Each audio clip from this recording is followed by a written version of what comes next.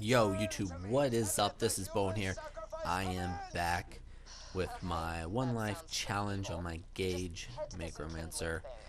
This is the end of cult following. It's the enkindling. This is where you have to kill Incinerator Clayton and all of his cultists.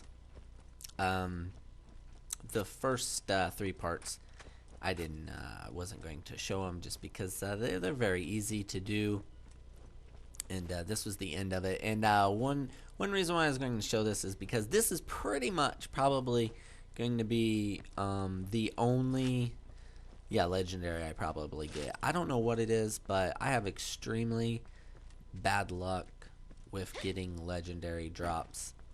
I'm not quite sure if I've ever got a legendary drop that pretty much wasn't an absolute given, like this reward is for this challenge. Once you do cult following and you turn it in, Lilith gives you, Flame of the FireHawk. And yeah, Flame of the FireHawk, it's pretty much already useless. I mean, maybe you might be able to use it for another level or two, but by the time you go through the whole cult following, you're probably going to level up once or twice. So even if you did do the challenge right after you've done the mission to get it, it's still going to be, still going to be a couple of levels behind you. I do believe this right here is I believe I get a level 8 Flame of the Firehawk, and as you can see, I'm almost already to 13. I'm about 3/4 of the way. I was going to go over to the little pond there where you get I think it's the dev gun. It's the gun that I'm using actually right now. Each time you go there, it'll be a little different. I'm not quite sure if I already checked it out or not. But yeah, I think I got it, and it was a level 8 as well. But it was a little bit better than the level 8 gun that I got before. It was just a basically the standard gun. I can't remember what it's called or how to pronounce. I think it's like something like Lausius or something. I can't, like I said, I can't quite remember what it's called or how it's pronounced because I haven't seen it. But yeah, so if you didn't know, there is a blue dev gun over to the left of when you go into this place. I'm sure all of you guys know that, especially you diehard Borderlands 2 fans. And yeah, so I'm approaching, the BA area where these two psychos come out, and I gotta get my death trap out because I don't want to risk it. But yeah, a lot of the gunfights are very easy with the death trap because they pretty much always get stuck on the death trap. They get caught up in fighting him, and it makes the gun battles very easy. And of course, if you're doing a one life challenge like I am, it's definitely a lot easier to do it because you don't have to worry about all the enemies just focusing on you. They focus on your death trap as well. So yeah, so I'm running through here thinking, I'll get my first legendary. Of course, it's not going to be that great, but like I said, I never hardly get any legendary drops. I don't know why. I see a lot of people get legendary drops. Yeah, I understand,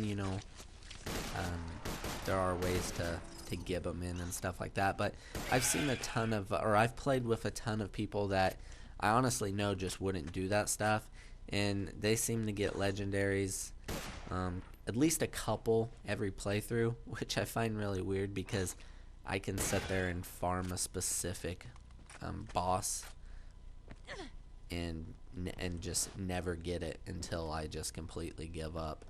I'm guessing I've just like off the top of my head, I believe I'm gonna say I've probably farmed Doc Mercy at least 100 times and never got an affinity. I'm pretty sure, if I'm not mistaken, the infinity, I think that is the lowest drop rate in the game.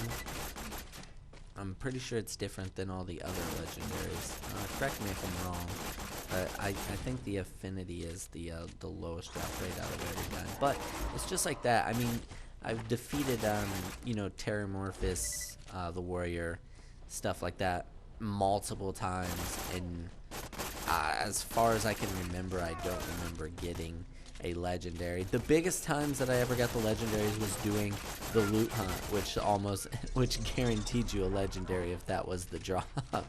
That's like really the only time I've ever even got legendaries. So maybe, I don't know, maybe it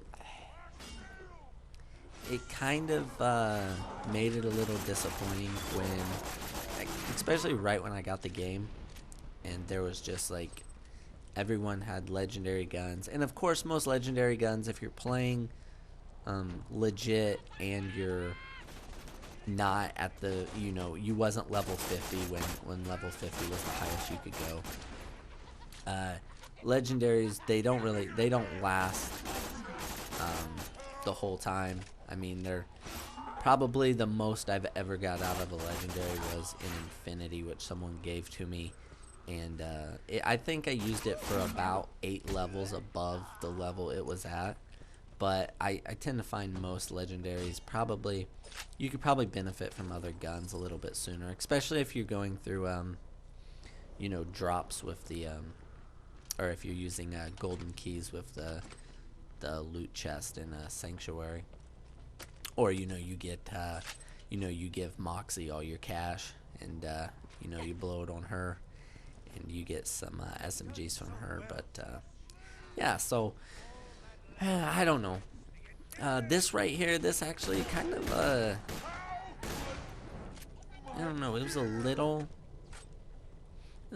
tricky at parts going through this. None of this was too bad.